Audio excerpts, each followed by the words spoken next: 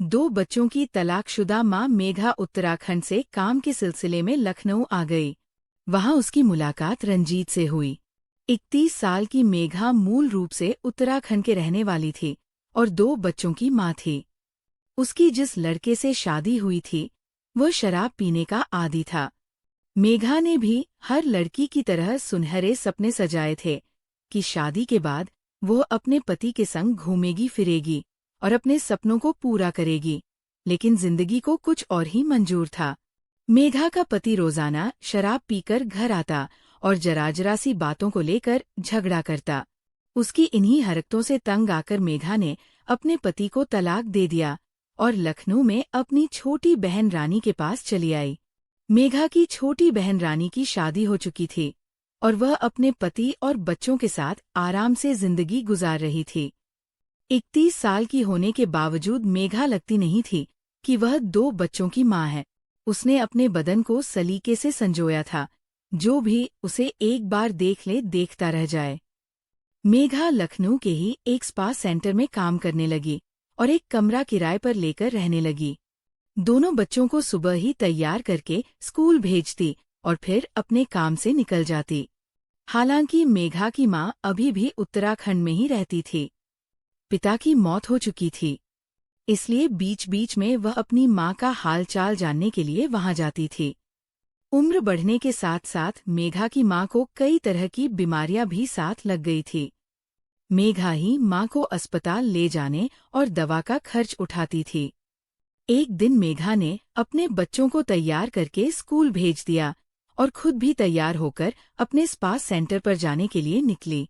मेघा पैदल ही अपने spa centre की ओर जा रही थी कि अचानक से उसके पास एक कार आकर रुकी। कार में एक नौजवान सवार था जो कार को ड्राइव कर रहा था। उसने कई बार हॉर्न बजाया तो मेघा सड़क पर किनारे हो गई और आगे बढ़ने लगी, लेकिन कार उसके पीछे पीछे आ रही थी। एक बार को तो मेघा घबरा गई और रुक गई। उसने पीछे मुड़कर देखा तो एकदम से हैरान रह गई। कार ड्राइव कर रहा नौजवान कार रोककर बाहर निकला तो मेघा के चेहरे पर एक प्यारी सी मुस्कान बिखरी। मेघा के मुंह से अचानक निकला, रंजीत तुम यहाँ। दरअसल रंजीत वही लड़का था जो उत्तराखंड में रहता था और टैक्सी चलाता था और अक्सर मेघा की मां को अस्पताल ले जाने में मदद करता था। है रंजीत ने इशारा किया तो मेघा कार में बैठ गई। थोड़ी दूर चलने के बाद रंजीत ने चुप्पी तोड़ी और बोला, मेघा तुम तो बिना बताए यहाँ चली आई, जिसके बाद मेरा भी मन नहीं लगा और मैं तुम्हारी तलाश में उत्तराखंड से लखनऊ चला आया। कई महीनों की तलाश के बाद आखिरकार आज तुम हाथ लग ही गई।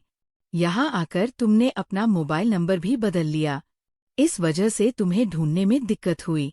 रंजीत तुम तो जानते हो वहाँ रहते हुए मैं कितना परेशान हो गई थी। मैं उत्तराखंड की यादों को फिर से ताजा नहीं करना चाहती हूँ। सॉरी मेघा, मैं तुम्हारा दिल दुखाना नहीं चाहता, लेकिन मैं भी तुम्हारे बिना अकेला हो गया था। तुम मेरी बहुत अच्छी दोस्त हो और जब अच्छा दोस्त ही पास ना हो तो मन कैसे लग सकता है। रंजीत ने मायूस होकर अपनी बात कही। थोड़ी दूर चलने के बाद मेघा ने रंजीत से गाड़ी रोकने के लिए कहा। कार रुकने के बाद मेघा नीचे उतरी और बोली, मैं यहाँ पर नौकरी करती हूँ। मेरी ड्यूटी का टाइम हो गया है, मैं ज्यादा देर तक तुम्हारे साथ नहीं रुक सकती। ओहो, तो मैडम जी यहाँ पर नौकरी कर रही है और हम लखनऊ की सड़कों पर धक्के खा रहे हैं। रंजीत ने मजाकिया अंदाज में कहा तो मेघा जोर से हंस दी और बोली, आखिर तुम अपनी हरकतों से बाज नहीं आओगे। खैर मैं चलती हूँ, शाम को फ्री होकर तुमसे बात करती हूँ। स्पा सेंटर में 2-4 कस्टमरों को देखने के बाद दोपहर होने पर मेघा ने घर से बनाकर लाई खाना खाया और एक कुर्सी पर आराम से बैठ गई। कब वो पुरानी यादों में खो गई, पता ही नहीं चला। उसे वह दिन याद आ गया जब पति से अलग होने के बाद वो उत्तराखंड से लखनऊ में नौकरी की तलाश में जा रही थी। बस स्टैंड पर ही मेघा की रंजीत से मुलाकात हुई थी। दोनों एक ही बस में सवार हुए थे।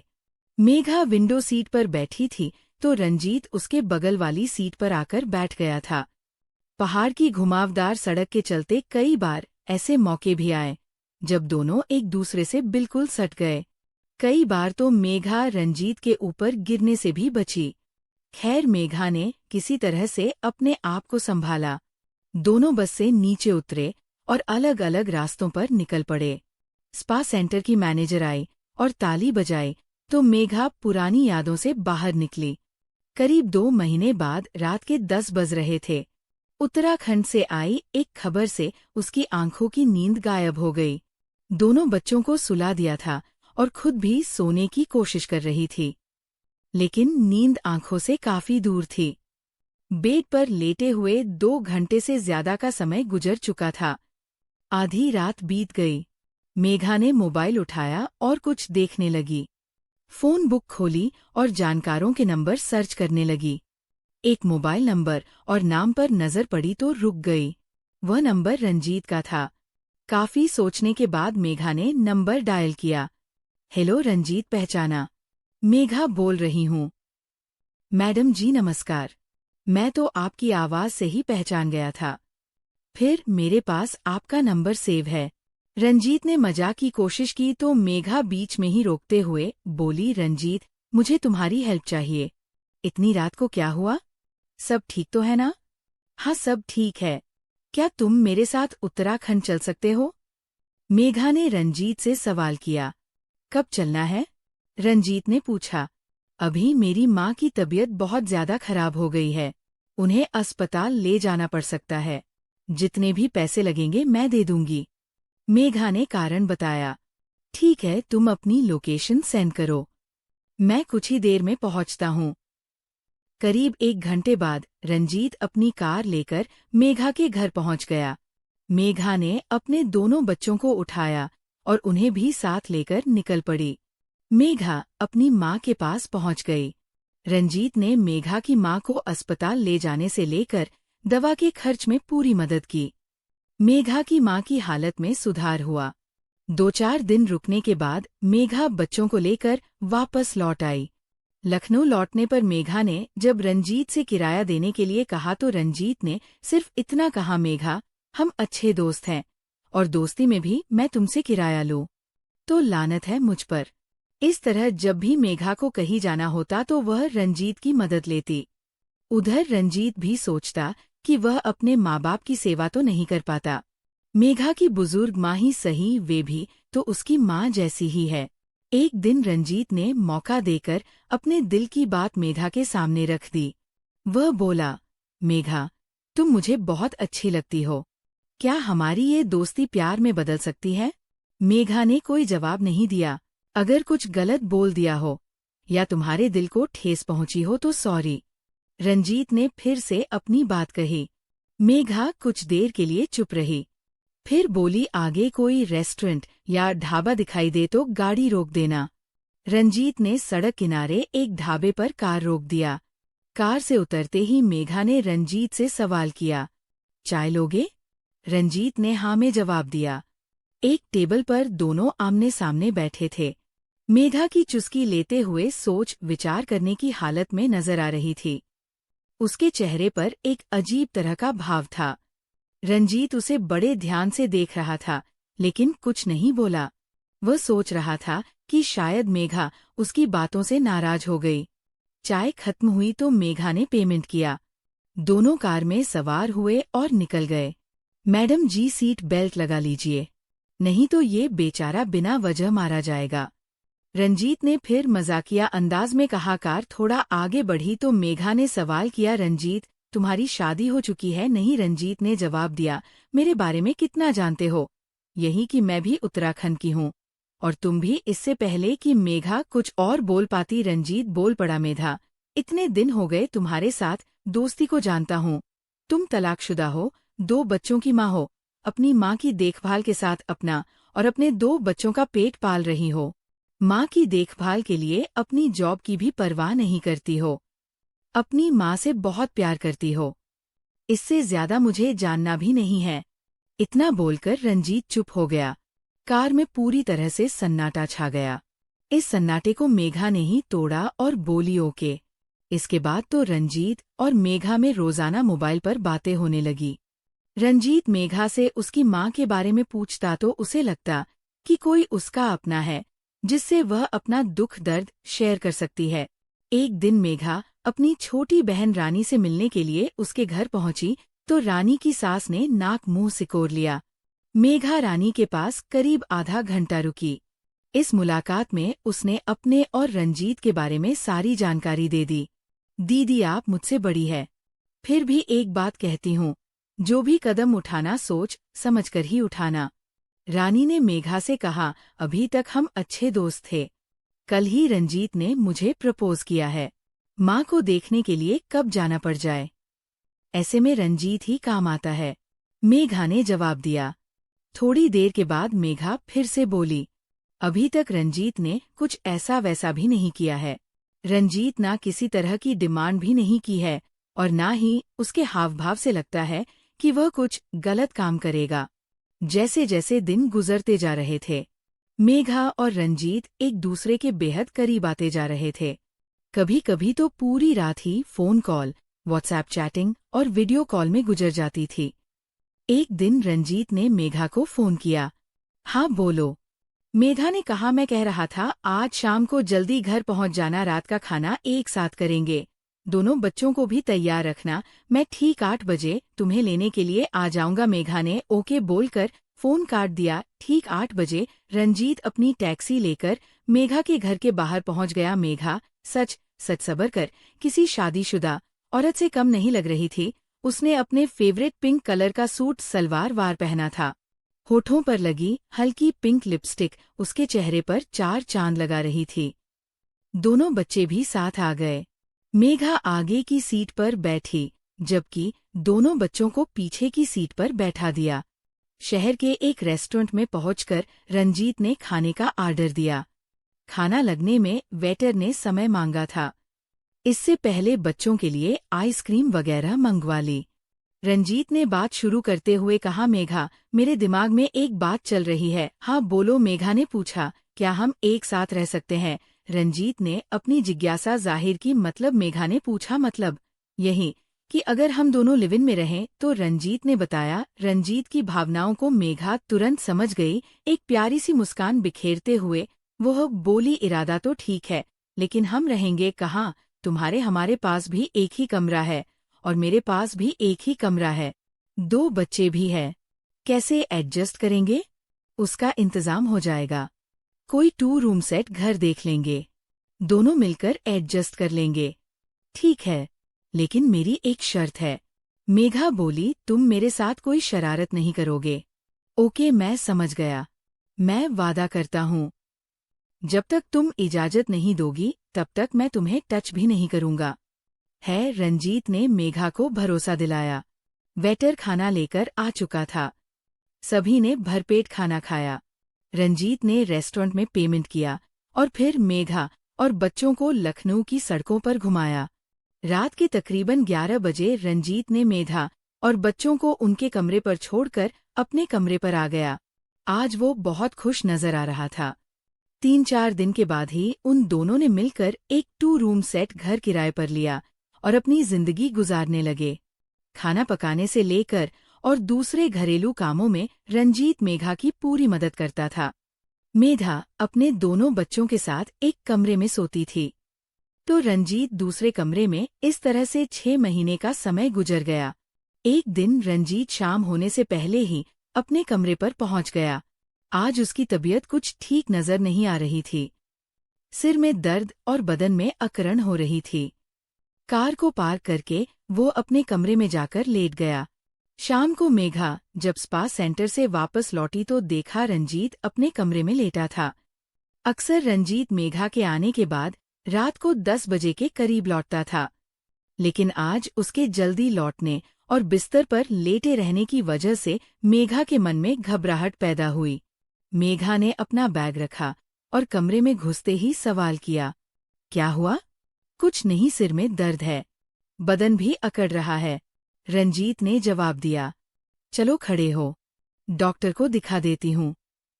मेघा ने जब ये कहा तो रंजीत ने मना कर दिया और बोला, आराम करने से ठीक हो जाएगा। मेघा उठी और अलमारी से सिर दर्द की एक गोली निकाल कर लाई। पानी लाकर दिया और रंजीत को गोली खिला दी। इसके बाद बाम लेकर आई और रंजीत के सिराहाने बैठकर उसके सिर पर बाम लगाने लगी। इस दौरान मेघा ने थोड़ा रुककर रंजीत का सिर उठाकर अपनी गोद में रख लिया और बाम लगाने लगी। उसके बाद कमरे में दोनों के मिलन का जो तूफान पैदा हुआ वो अब शांत हो चुका था। मेघा ने खुद को संभाला और बोली, अब सिर दर्द कैसा है? जिसे तुम्हारा प्यार मिल जाए उसका सिर का दर्द तो क्या हर बीमारी दूर हो जाए? रंजीत ने शरारत करते हुए कहा। इसके बाद मेघा हाथ मुंह धोकर रसोई में गई और 2 कप चाय बनाकर लाई। दोनों चाय की चुस्कियां लेते हुए काफी खुश नजर आ रहे थे। कुछ समय लिव इन रिलेशनशिप में रहने के बाद मेघा और रंजीत ने शादी करने का फैसला किया। मेघा की माँ और छोटी बहन तो इस शादी के लिए तैयार हो गई, लेकिन रंजीत के परिवार वाले दोनों की शादी के लिए तैयार नहीं हुए। वे कट्टरवादी सोच के थे। उन्होंने साफ कह दिया कि एक तलाकशुदा बहू उन्हें कतई स्वीकार नहीं होगी। पर परिवार के विरोध के बावजूद रंजीत ने मेघा को अपनाने का फैसला किया। शादी की तारीख तय हुई तो मेघा की तरफ से उसकी छोटी बहन और स्पा सेंटर में काम करने वाली कुछ लड़कियां और आसपास के लोग पहुंचे, जबकि रंजीत की तरफ से उसके 1-2 दोस्त आए। सभी लोग कोर्ट में पहुंचे जहां दोनों की शादी कराई। कोर्ट के बाहर एक रेस्टोरेंट में छोटी सी पार्टी रखी गई। शादी के बाद रंजीत और मेघा अपने कमरे पर पहुंचे। दोनों ने रात को खाना खाया, जिसके बाद मेघा ने रंजीत से सख्त लहजे में कहा, मैं दूसरे कमरे में जा रही हूं, मुझे परेशान मत करना। मेघा ने दूसरे कमरे में जाकर खुद को बंद कर लिया। रंजीत कुछ समझ नहीं पाया कि आखिर मेघा में अचानक से ये कैसा बदलाव आ गया। उसके मन में तरह तरह के विचार कौंधने लगे। तकरीबन 1 घंटे के बाद मेघा ने कमरा खोला और रंजीत को अंदर बुलाया। रंजीत हैरान रह गया। कमरे का रंग रूप बदला हुआ था। बेड पर जहां गुलाब की पंखुड़ियां पड़ी थी, वहीं मोगरा के फूलों की कलियां भी पड़ी थी। गुलाब और मोगरा की खुशबू से कमरा पूरी तरह से महक रहा था। मेघा बोली, क्यों हैरान हो रहे हो पतिदेव? ये तुम्हारे लिए सरप्राइज है। इसके बाद मेघा ने अपने दोनों हाथ रंजीत के गले में डाल दिए। बच्चे रंजीत को अब अंकल की जगह पापा बुलाने लगे। मेघा भी अब अपने स्पा सेंटर में शादीशुदा की तरह जाती थी। शाम को जब रंजीत वापस लौटता तो बच्चों के लिए कुछ ना कुछ लेकर आता। लेकिन एक दिन रंजीत के गांव से फोन आया, बेटा तेरी शादी की बात पक्की हो गई है। लड़की बहुत अच्छे घर परिवार की है। अगले महीने की 10 तारीख रख दी है। रंजीत सन्न रह गया। वह मेघा को छोड़ने की कल्पना तक नहीं कर सकता था। उसने मना करने की कोशिश की, लेकिन माँ ने साफ कह दिया, तू उस तलाकशुदा औरत के साथ रहना चाहता है तो हमारा तुझसे कोई रिश्ता नहीं रहेगा। हम तेरी परवाह अब और नहीं करेंगे। रंजीत कई दिनों तक मेघा से ये बात छिपाता रहा, लेकिन बात आखिर मेघा तक पहुंच ही गई। मेघा ने जब ये सुना तो जैसे उसके पैरों तले जमीन खिसक गई। उसने बिना कुछ सोचे रंजीत के गांव जाकर उसके घर वालों से बात करने का फैसला किया। गांव पहुंचते ही मेघा ने रंजीत के घर के सामने सबके सामने सवाल दाग दिए। क्यों? सिर्फ इसलिए कि मैं तलाकशुदा हूँ? इसलिए कि मेरे 2 बच्चे हैं? क्या प्यार का हक सिर्फ उन लड़कियों को है जो कुंवारी कहलाती है? गांव वाले जमा हो गए।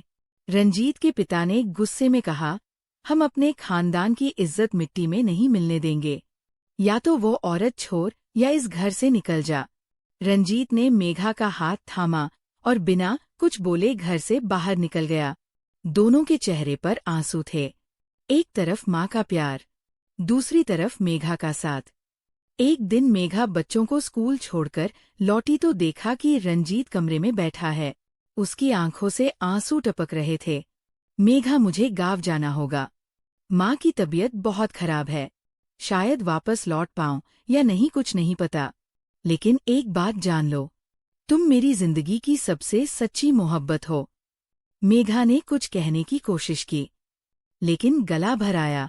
उसने बस रंजीत का हाथ पकड़ा और बोली, अगर कभी लौटो तो बताना मत, बस दरवाजे पर खड़े होना। मेरे बच्चे पहचान लेंगे कि उनके पापा आ गए हैं। रंजीत चला गया। कई महीने बीत गए। मेघा अब भी स्पा सेंटर में काम करती है। बच्चों को स्कूल भेजती है और शाम को बालकनी में बैठकर आसमान को देखती है, जहाँ कभी रंजीत के साथ बिताए पल तैरते हैं। मेघा की आंखों से आंसू बहे, लेकिन इस बार वो टूटी नहीं थी, मजबूत थी। उसने खुद को संभाल लिया था।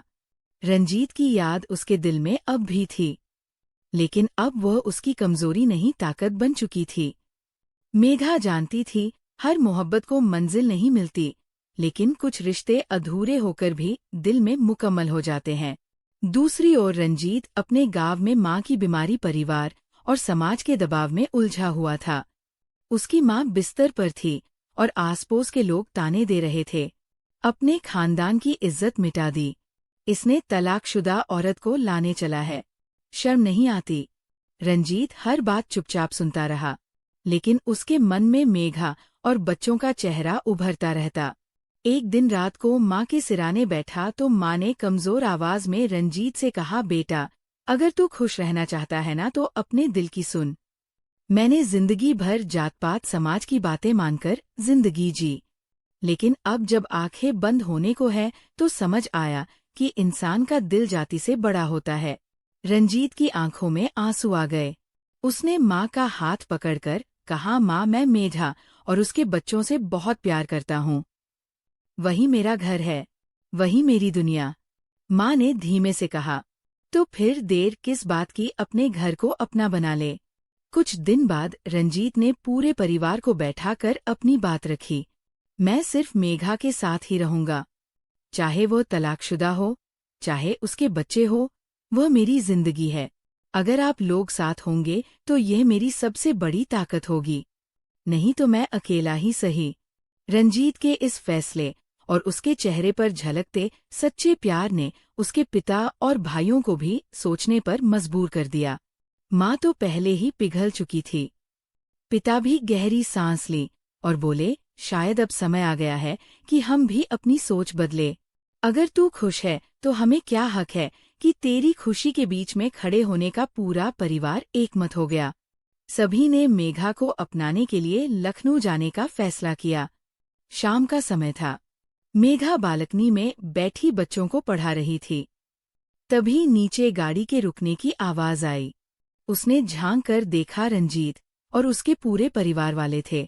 मेघा कुछ समझ पाती इससे पहले रंजीत की माँ सीढ़ियां चढ़कर आई और मेघा के सामने खड़ी हो गई। मेघा के दिल की धड़कनें तेज हो गई। उसने बच्चों को पीछे खींच लिया। उसे अंदाजा नहीं था क्या होने वाला है। रंजीत की माँ ने उसके पास आकर उसका हाथ थाम लिया और कहा, बेटी, हमें माफ कर दो। हमने तुझे बिना जाने बिना समझे ठुकरा दिया। आज समझ आया, तेरे जैसे दिल वाली औरत किसी जाति, किसी धर्म से बंधी नहीं होती। तू तो वो रोशनी है जिसने हमारे बेटे की जिंदगी में सुकून भरा। मेघा की आंखों से आंसू बह निकले। रंजीत के पिता ने बच्चों के सिर पर हाथ रखा और बोले, अब से तुम हमारे पोते हो। हमारा खून ना सही, लेकिन हमारा अपनापन जरूर होगा। गांव में एक सादा समारोह हुआ, जिसमें रंजीत और मेघा ने समाज की परंपराओं को तोड़ते हुए एक दूसरे को सार्वजनिक रूप से जीवन साथी स्वीकार किया। जो गांव वाले कभी ताने मारे थे, अब तालियां बजा रहे थे। मेघा की आंखों में खुशी के आंसू थे। उसने बच्चों को गले लगाया और आसमान की ओर देखा, मानो कह रही हो, शुक्र है इस बार जिंदगी ने मेरा साथ दिया। दोस्तों, आपको ये कहानी अच्छी लगी हो तो प्लीज वीडियो को लाइक कीजिएगा और चैनल को सब्सक्राइब